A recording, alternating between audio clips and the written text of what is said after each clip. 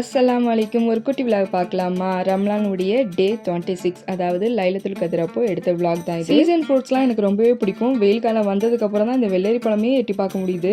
So அந்த வெள்ளரி பழமும் கொஞ்சம் வாங்கிட்டு, அப்புறம் வீட்டுக்கு மீனும், அப்புறம் கொஞ்சம் ஃப்ரூட்ஸும் வீட்டுக்கு வாங்கிட்டு வந்துட்டேன். இந்த மந்த் ஃபுல்லாக எந்த ரெசிபியும் சரியாக செய்யவே முடியல. அதுக்கான டைமும் எனக்கு கிடைக்கல. இதுக்கு பேர் நம்மளே வச்சுக்கலாம். மினி பன்னுன்னு சொல்லலாம், இல்லை மினி பீஸா கூட சொல்லலாம். ஸோ அதை செய்யலான்னு சொல்லி தான் நான் செஞ்சுட்டு இருந்தேன். இன்னொரு பக்கம் வெள்ளரி பழத்தில் ஜூஸும் செஞ்சு ஃப்ரிட்ஜில் எடுத்து வச்சுட்டேன். இன்னொரு பக்கம் பார்த்தீங்கன்னா இளநீரில் கடல் பாசி செஞ்சுட்டேன். இன்னொரு பக்கம் டிராகன் ஃப்ரூட்ஸ்லையும் அந்த ஜெல்லியும் செஞ்சு எடுத்து வச்சுட்டேன். இந்த மினி பீஸா ரெசிபி வேணும்னா சொல்லுங்கள், கண்டிப்பாக நான் அப்லோட் பண்ணுறேன். அல்ஹம்துலில்லாஹ் சூப்பராக எல்லாமே அரேஞ்ச் பண்ணி வச்சுட்டு நோம்பு திறந்தாச்சு.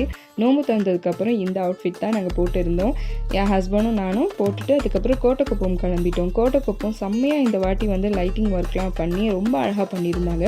வருஷம் வருஷம் அழகாக பண்ணுவாங்க, பட் இந்த வாட்டி ரொம்பவே அழகாக பண்ணியிருந்தாங்க மாஷா அல்லாஹ். அதை பார்த்துட்டு அதுக்கப்புறம் எங்கள் பள்ளிவாசலுக்கு போயாச்சு. அங்கே மாடியில் வந்து பெண்களுக்கு தனியாக வந்து தொழுகைக்கு அரேஞ்ச்மெண்ட் பண்ணியிருக்கிறதால அங்கே போய் நாங்கள் தொழுதுட்டோம்.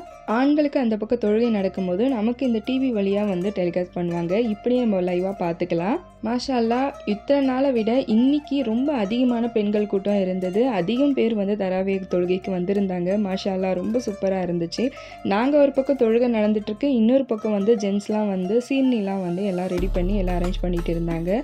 ஏகப்பட்ட சீனி, அதுக்கப்புறம் வந்து பிரியாணியும் வந்து கொடுத்துருந்தாங்க.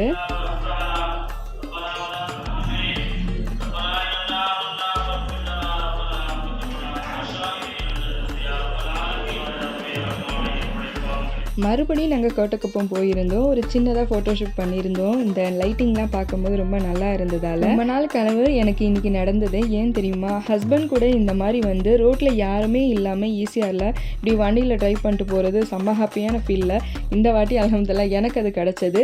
அதுக்கப்புறம் பள்ளிவாசலில் பிரியாணி கொடுத்துருந்தாங்களா, அதையே நாங்கள் வந்து சஹருக்கு வச்சுட்டேன். வேறு எதுவுமே சமைக்கவே இல்லை. கூட வந்து மட்டன் கிரேவி மட்டும் பண்ணிவிட்டு சஹர் அன்னைக்கு அல்ஹம்துலில்லாஹ் முடிச்சாச்சு.